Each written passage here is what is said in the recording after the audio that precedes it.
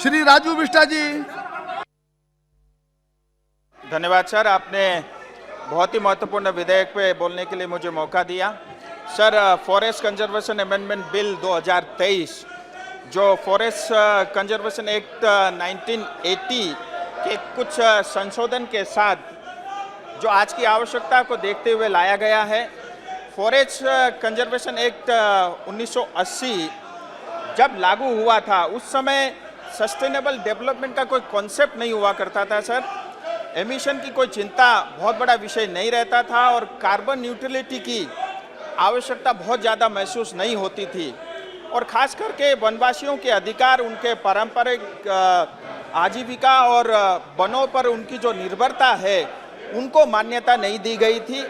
आज इन सभी विषयों की आवश्यकता बढ़ी है और इन्वायरमेंटल इंटीग्रिटी को सोशल रिस्पॉन्सिबिलिटी के साथ संयुक्त करने की आवश्यकता को ध्यान में रखते हुए ये बिल लाया गया है। और मैं आदरणीय प्रधानमंत्री जी और मंत्री जी का विशेष आभार व्यक्त करना चाहूँगा। ये बहुत ही प्रोग्रेसिव बिल है और जहाँ पहले सिर्फ संरक्षण की बात होती थी, आज जो है संवर्धन की बात भी हो रही है। सर, बिल जो है जेपीसी में भेजा गया था और आपकी नेतृत्व में 31 सदस्य वहाँ पे मौजूद रहे और बहुत अध्ययन के बाद, सभी स्टेक होल्डर के साथ मीटिंग करने के बाद और विशेष करके जो बॉर्डर के स्टेट्स है, हिली स्टेट्स है, नॉर्थ ईस्ट के स्टेट्स है और डेवलपमेंट एजेंसी, गवर्नमेंट बॉडीज़ के इनपुट लेने के बाद और उन सभी सुझावों को इसमें शामिल करने के बाद ये बिल प्रस्तुत किया गया है। और कुल मिलाकर के सभी तरह के अगर कमेंट्स और इनपुट देखें तो 1309 के आसपास जो है कमेंट्स हम सबको मिले थे। सर, फ्यूचर जनरेशन के बारे में भी चिंता करना ये बहुत आवश्यक है और हमें ये भी ध्यान में रखना होगा कि विकास के साथ साथ संतुलन बनाना सीखना होगा और इस बिल में उसका भी प्रावधान है। और इतना ही नहीं सर कि फॉरेस्ट में हजारों जो है फॉरेस्ट बेस्ड कम्युनिटी है, इनका जीवन और आजीविका वनों पर ही निर्भर है और फॉरेस्ट बेस्ड जो कम्युनिटी है उनको पहचानने और उनकी रक्षा करने की अति आवश्यकता है।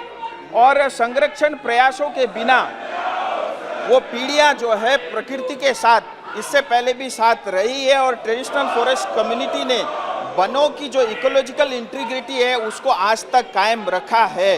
ये शायद पहली बार है जब फॉरेस्ट कम्युनिटी के अधिकारों को बहुत स्पष्ट स्पेसिफिक रूप से जो है परिभाषित इस बिल में किया गया है।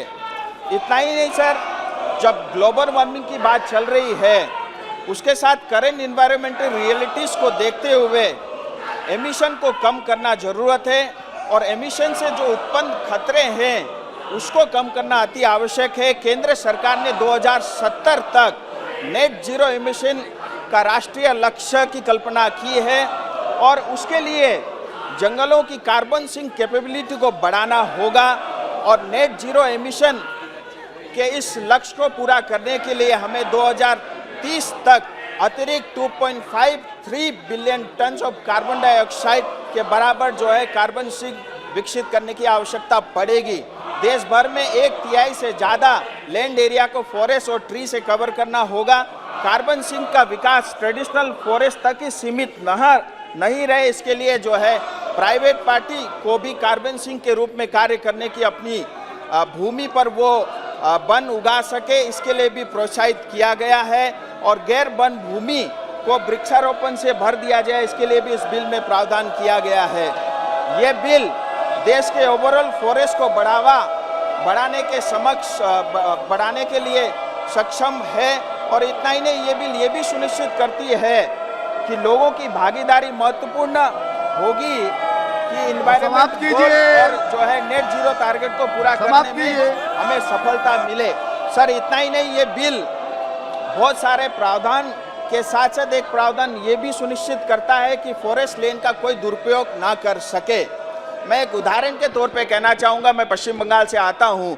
गोरुमरा हो, मानंदा हो, बक्सा हो, लातागुड़ी नेशनल पार्क और बहुत सारे वाइल्ड लाइफ सेंचुरीज जो डुवर्स में पड़ते हैं, आज वहाँ पे लगभग 50 से ज़्यादा रिजॉर्ट बने हैं और ये रिजॉर्ट जो है कोर फॉरेस्ट एरिया में बनाए गए हैं। ये कैसे संभव हुआ इसकी कोई कल्पना नहीं कर सकता है। राज्य सरकार ने अपने मित्रों को, कौड़ियों को दाम ये ज़मीन दे करके वहाँ पे इस तरह के जो है रिजॉर्ट बनाए हैं।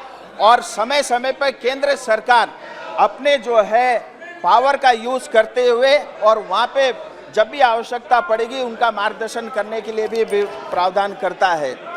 सर, बिल राष्ट्रीय महत्वपूर्ण की जो परियोजना है, खास करके विशेष करके एलओसी हो, बॉर्डर एरिया के विकास कार्य में तेजी लाने के लिए हमें मदद करेगी। डिफेंस रिलेटेड समाप्त कीजिए या रेल लाइन हो या पब्लिक रोड हो, नेशनल सिक्योरिटी के कार्य करने में भी हमें ये बिल मदद देगी।